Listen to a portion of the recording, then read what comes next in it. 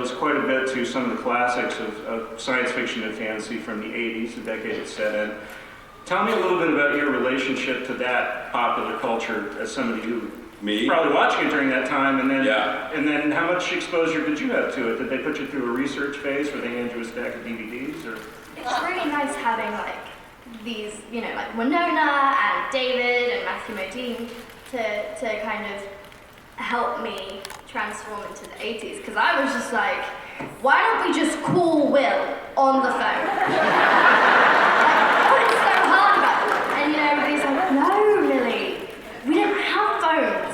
So I kind of realized stuff like that, and then I really like it now. I really want to live back in the 80s.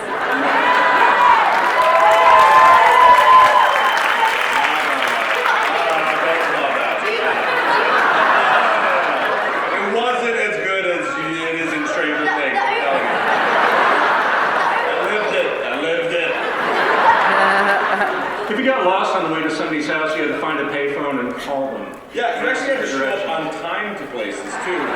Like now you just text people that you're late, or you just text people like, oh, I want to go here. David. But like you used to have to show up on time, or you had to call the restaurant. Like, and be like, tell this, you know, person that I'm going to be late. That was crazy times. I don't know how I survived it. I love everything except there is like really not good internet. What am I gonna do without internet?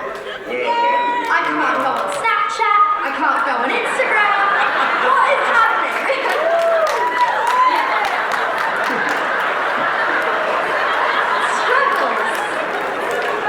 I have a son who's exactly your age, and I was trying to tell him what it was like to watch television when I was 12, 13. And the idea that you had to be in a place, you had to be in a certain place at a certain time to watch a show, and if you missed it, you had to wait 6 months. He stared at me like I'd grown up during the firebombing of Dresden. You know what I remember is when I was a kid, Michael Jackson's Thriller video came out on MTV. Woo! And it was like the extended version. Yeah, Vincent Price, and it was like an event. Like all my friends gathered around the TV.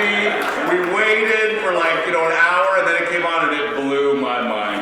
That kind of event television doesn't happen anymore. And like, I remember like the Cosby Show, and you think about the numbers, like 40 million people on a Thursday night stayed home and watched the finale of the Cosby Show. I mean, that's crazy that 40 million people were in their living rooms watching it. We just don't watch TV that way anymore. I can relate to you. This is how I feel about Vampire Diaries.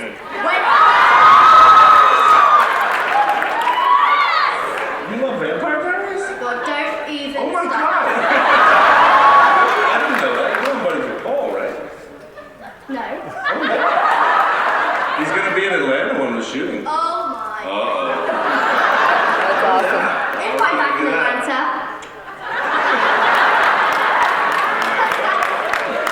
They grow up so fast. So, about Stranger Things.